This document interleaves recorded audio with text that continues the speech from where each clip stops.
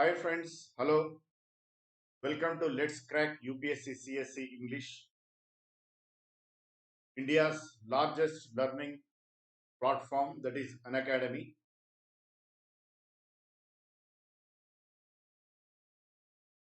From Unacademy, you will be getting daily live classes, live tests, quizzes, structured courses, unlimited access to videos on UPSC prelims and mains. You can download Unacademy learning app, and daily you will be getting three special classes on Unacademy learning app on every subject and optional. This is Kiran Anishetty, faculty for political science, public administration, polity, issues in governance, ethics. Friends, I have done my MBA from Usmania University. I have done my MA in political science and public administration. I got qualified UGC NET in both the subjects, political science and public administration. I wrote UPSC prelims with public administration optional 7 times. Those times when we used to prepare for civils, we used to have optional in prelims.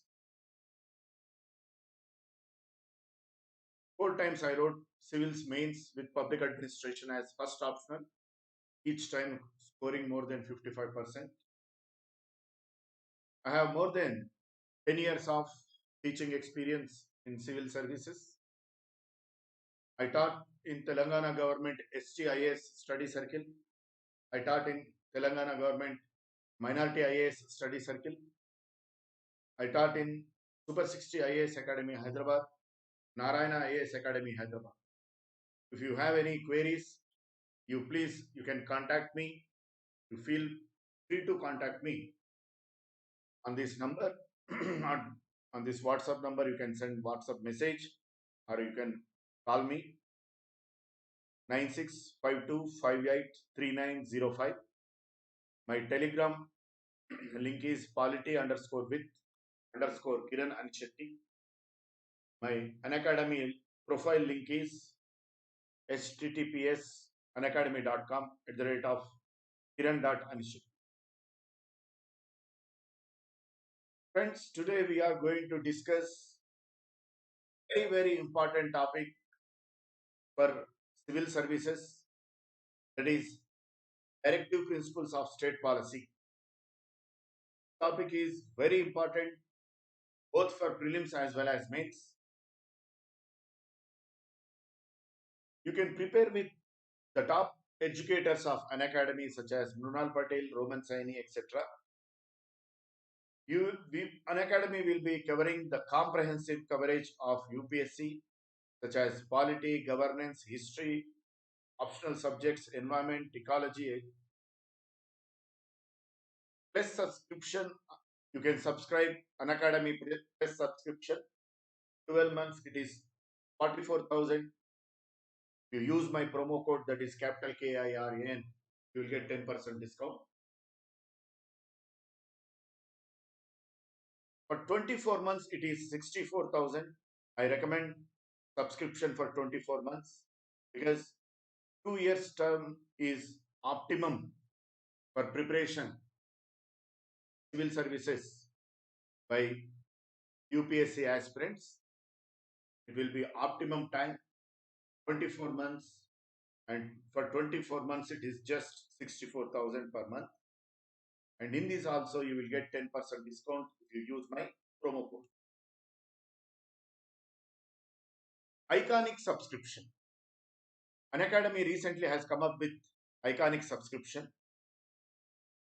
One of the salient features of Iconic subscription is that you will have personal mentorship from expertise faculty, expertise educators from Unacademy. If you use my promo code, that is capital KIRAN, you will be getting my personal guidance and mentorship with regard to political science optional, public administration optional, GS paper 2 and GS paper 4, that is ethics. If you subscribe for 12 months, it will be 57,600 after this discount. And if you subscribe for 24 months, it will be 89,100. Here also I recommend for 24 months subscription, for 2 years subscription, in which you will be getting for 2 years the personal mentorship from team of expertise educators, expertized educators. You will be getting live classes daily, test series, daily questions on mains, personalized feedback from the educators. All these salient features you have in Iconic subscription, which is very, very good for the aspirant. You please subscribe this Iconic subscription. Directive principles of state policy, they are enshrined in Part 4 of the Constitution, and they are borrowed from Irish Constitution, which in turn borrowed from Spanish, and they are mentioned from Article 36 to Article 51. Directive principles of state policy, they are enshrined in Part 4 of the Constitution, borrowed from Irish Constitution, which in turn borrowed its directive principles of state policy from Spanish Constitution. They are mentioned from Article 36 to Article. What are these directive principles of state policy? They are in the nature of instructions to the administrative, legislative organs of the state. Together with fundamental rights, directive principles of state policy constitute the soul and heart of the country. Together with fundamental rights, directive principles of state policy constitute the soul and heart of the Constitution. Why fundamental rights and directive principles of state policy constitute soul and heart of the Constitution? Because they reflect the philosophy of the Constitution. They embody the philosophy of the Constitution. Preamble, fundamental rights, directive principles of state policy, and fundamental duties. These are four cornerstones on which the magnificent edifice of the Constitution built upon. Yes. Fundamental rights and directive principles of state policy put together, they constitute the soul and heart of the Constitution. Baba Sahib Ambedkar says, directive principles of state policies are novel features of the Constitution. They are novel features of the Constitution. And as we discussed, they are in the nature of instruction to the executive, administrative, and legislative organs of the state.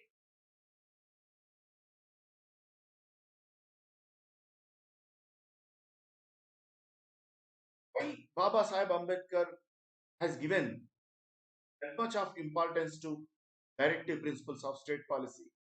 It is because unless and until we realize these directive principles of state policy, at least to certain extent, we cannot realize fundamental.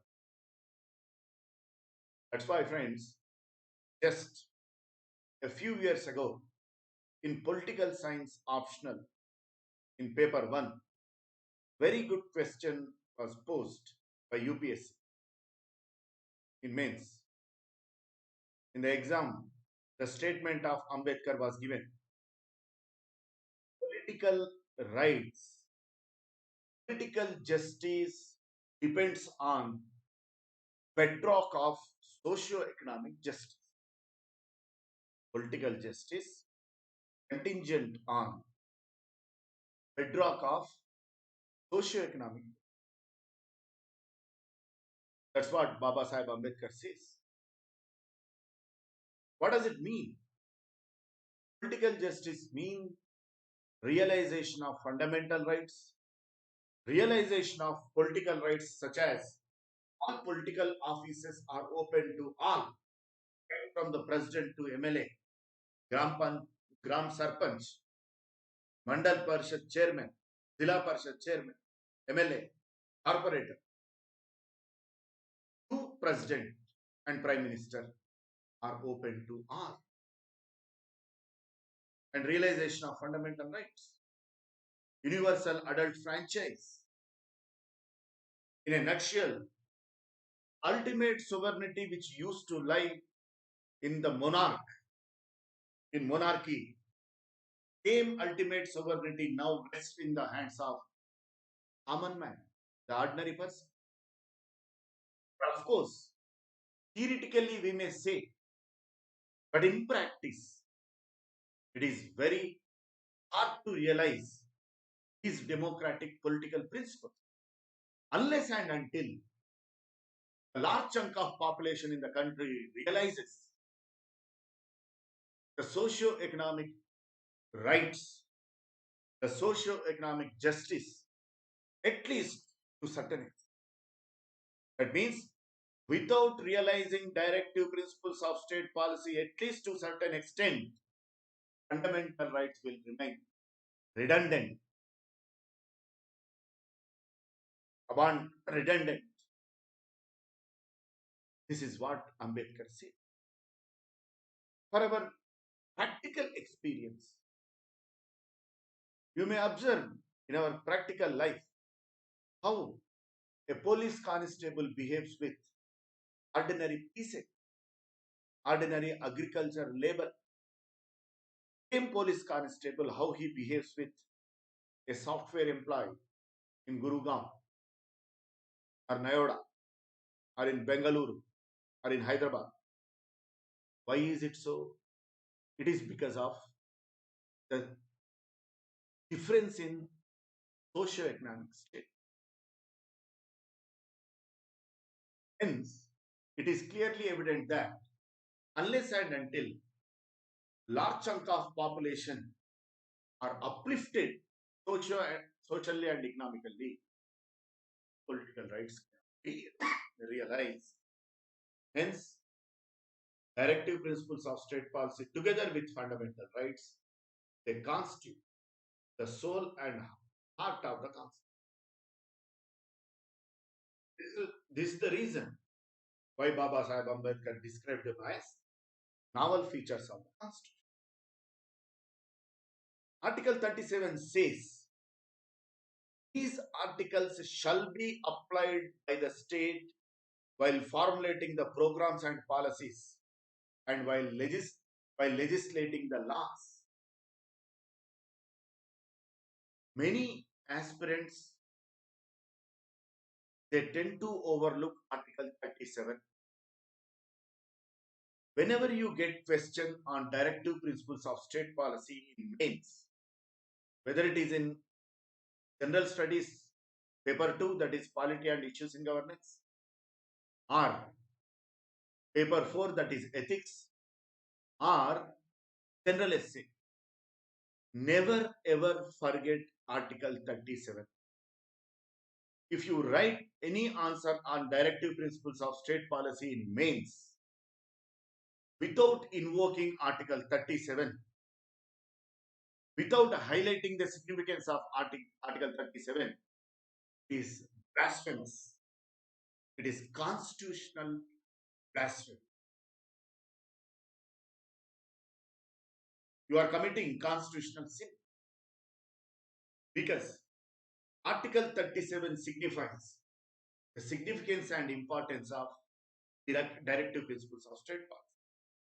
Unfortunately, the so-called reputed national media, whether print media or electronic media, they commit this constitutional blasphemy that they use the prefix before directive principles of state policy, that is only directive principles, relegating them to a subordinate position in the Constitution.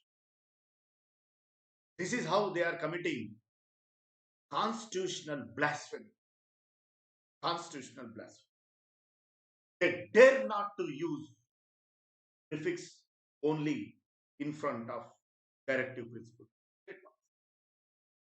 It is anti-constitutional because Article 37 clearly says these articles shall be applied by the state. The word shall is used. Remember, Article 37 says these articles shall be applied by the state while formulating the programs and policies and while legislating the laws. Why this much of significance has been given to directive principles of state? It is because, as we discussed in earlier instance, without directive principles of state policy, we cannot realize the lofty ideals that have been enshrined in preamble or in fundamental. These are bedrock of the lofty ideals that are enshrined in preamble and in fundamental rights. They are non-justiciable in nature. Hence, they are voluntary. What do you mean to say non-justiciable? They cannot be enforced by courts of law. If fundamental right is violated, the aggrieved person can approach either High Court or Supreme Court. If any legal right is violated, the aggrieved person can approach the regular hierarchy of the courts, District Court, High Court, Supreme Court. But in case of violation of directive principles of state policy, the aggrieved person cannot approach any court of law. Yes, these are non-justiciable in nature. They are non-justiciable in nature. In the Constitution of India, individual rights can be categorized into three: fundamental rights, legal rights, and voluntary rights. Fundamental rights have been enshrined in Part 3. Legal rights have been enshrined in other parts of the Constitution. The similarity between fundamental rights and legal rights that in case of violation of either of these two categories of rights, the aggrieved person can approach the court of law and his rights will be enforced by court of law. The difference between fundamental rights on one hand, legal rights on the other hand is that in case of violation of fundamental right, you can directly approach the Supreme Court. But whereas on the other hand, in case of violation of any other legal right, the aggrieved person need to approach the regular hierarchy of the court. And in case of violation of fundamental rights, you will have adequate protection not only from the arbitrary action of the executive, but also from the arbitrary action of the legislature. In case of violation of legal rights, of course, there are some circumstances or instances where the aggrieved person can have protection from arbitrary action of the legislature as well, as in the case of Article 304. But the protection will be comparatively less from the arbitrary action of the legislature with regard to violation of legal rights. Then voluntary rights have been enshrined under Part 4 of the Constitution. What do you mean to say voluntary rights? It is voluntary on the part of the state whether to enforce them or not. Whether to enforce them or not. It is voluntary. It is voluntary. They have been made voluntary by the makers of the Constitution. It is because of our economic condition of the country, when the constitution came into force, the economic conditions were pathetic. It would be burden on the newly formed independent nation to implement all these voluntary rights, and for the state, for the nascent democracy, even now, it may be burdenful for the union and states to implement all these DPSPs. Hence, the onus is on the union and states to enforce these directive principles of state policy. As we discussed in earlier instance, directive principles of state policy, they aim at ensuring socio-economic justice. They aim at ensuring socio-economic justice. What do you mean to say socio-economic justice? Reducing the inequalities in terms of income, status, opportunities, to ensure availability of quality basic services to all, quality basic services such as education, health, sanitation, housing, etc. Enhancing the nutritional levels of citizens of India. All these efforts on the part of the state, they aim at ensuring socio-economic justice. Supreme Court many times used directive principles of state policy as yardstick to judge the constitutionality of laws. Supreme Court many times used directive principles of state policy as yardstick to judge constitutionality.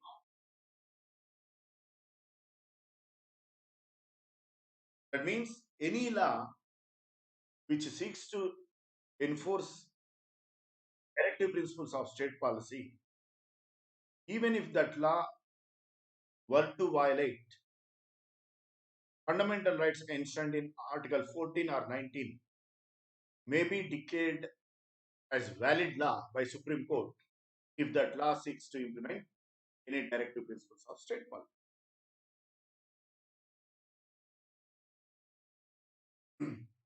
These directive principles of state policy, they form dominant background for state action, whether it is on the part of the executive or on the part of legislature. For instance, UPA 1 government, it legislated a novel law, a fecund idea, fecund law, fecund legislation that is laudable, that is National Rural Employment Guarantee Scheme, which reduced hunger and strife of people from most backward areas.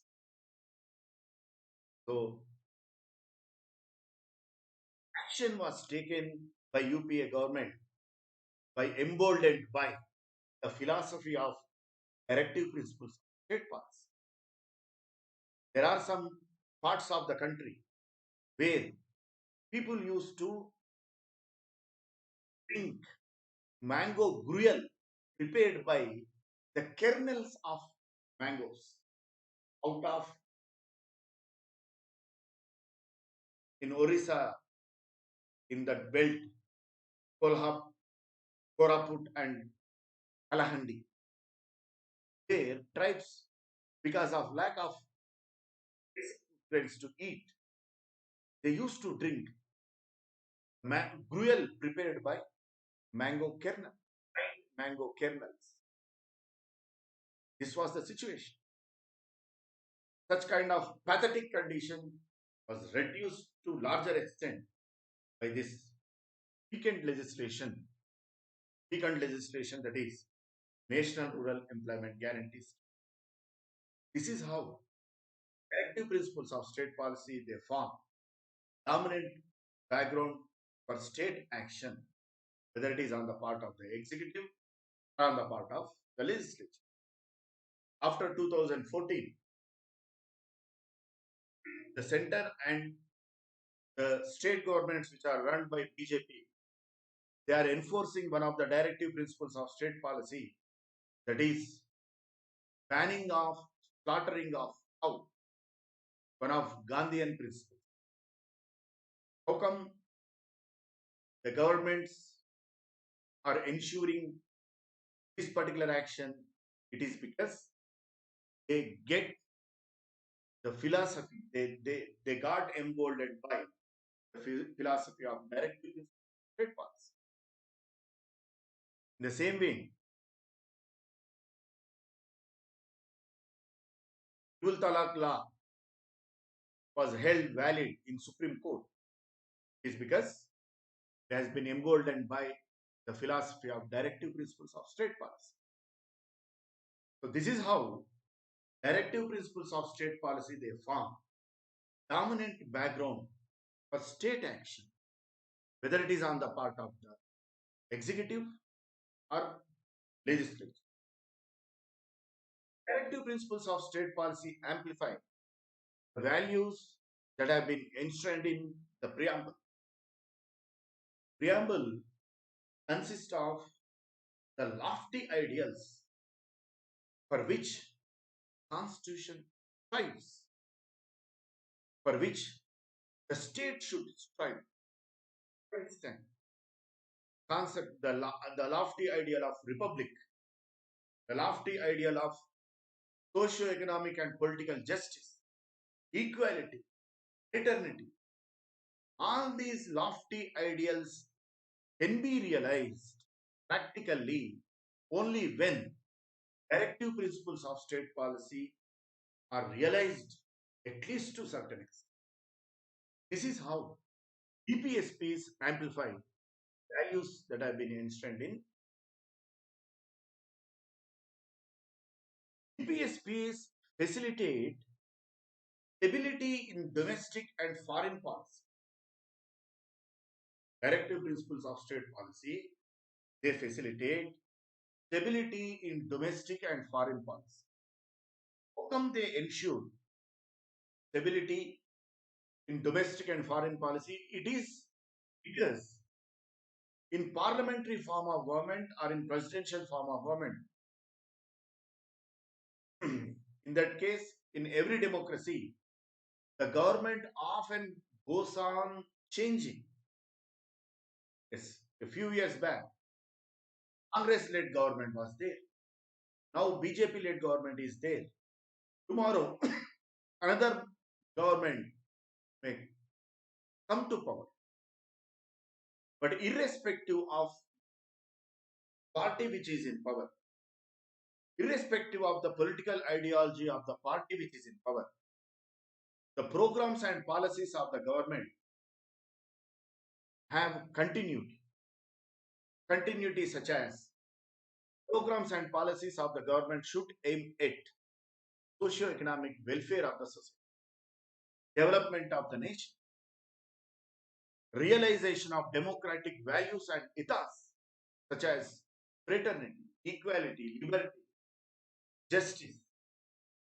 For this purpose, there should be continuity programs and policies of the government.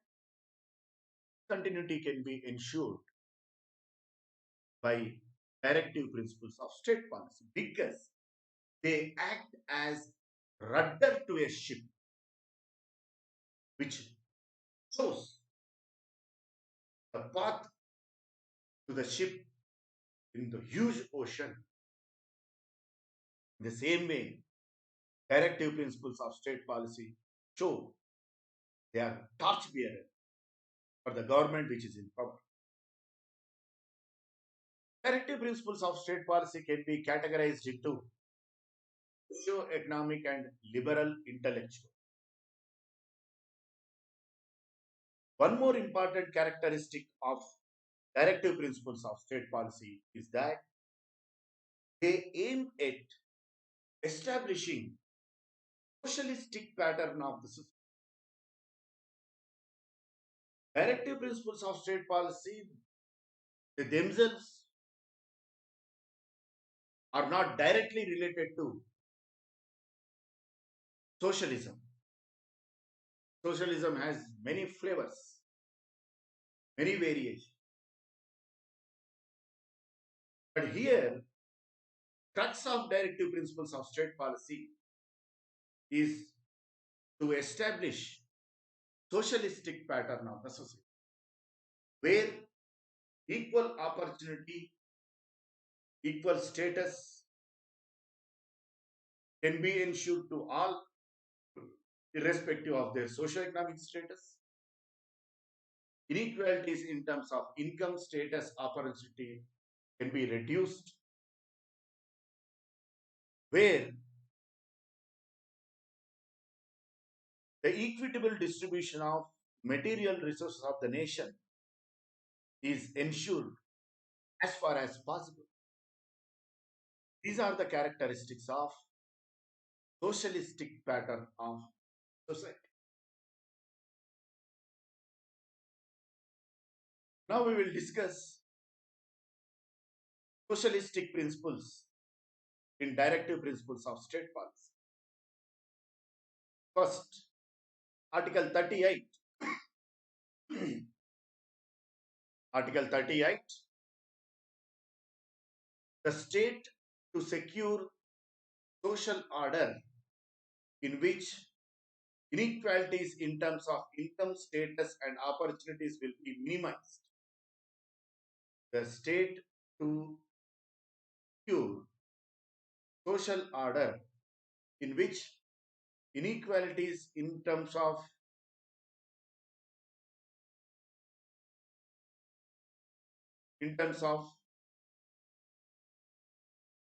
income, status, and opportunities will be minimized.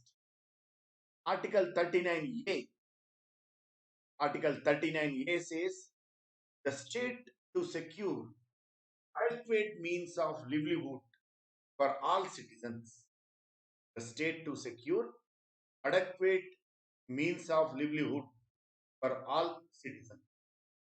Article 39B says the state to secure equitable distribution of material resources of the community. Article 39B and Article 39C are very important. Article 39B, Article 39C are very important because in Keshwananda Bharati case, Supreme Court pronounced, and such pronouncement was reiterated by Supreme Court in Minerva Mills case, that any law which seeks to implement any directive principles of state policy under Article 39B or under Article 39C will not be declared as null and void in case such law violates any fundamental right that has been enshrined under Article 14 or under Article 19. Yes. Article 39B and Article 39C are very, very important. Article 39B, Article 39C are very important. Then Article 39C says the state to strive for prevention of concentration of wealth and means of production in a few hands.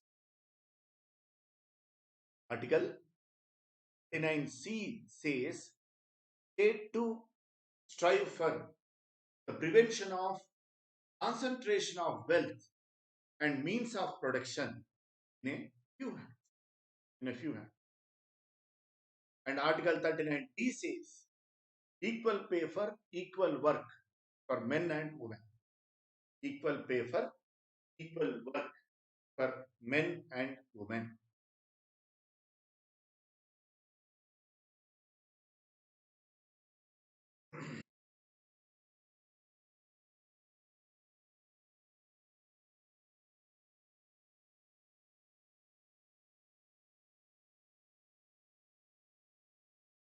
And again, Article 38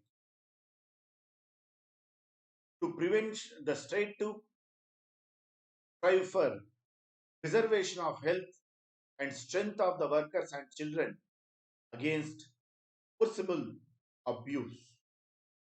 Article 41 says the state to secure right to work, to education, and to public assistance in case of unemployment, old age, sickness, and disablement. Article 42 says the state to make provisions for just and humane conditions of work and maternal relief. Article 43, the state to secure a living wage, a decent standard of life, and social and cultural opportunities for all workers, to raise the level of nutrition and standard of living of people, and to improve public health. That is Article 47. These are socialistic principles in directive principles of state policy. In our next session, we will discuss Gandhian directive principles of state policy and liberal intellectual directive principles of state policy. But before concluding our session, I would rather like to reiterate here we discussed that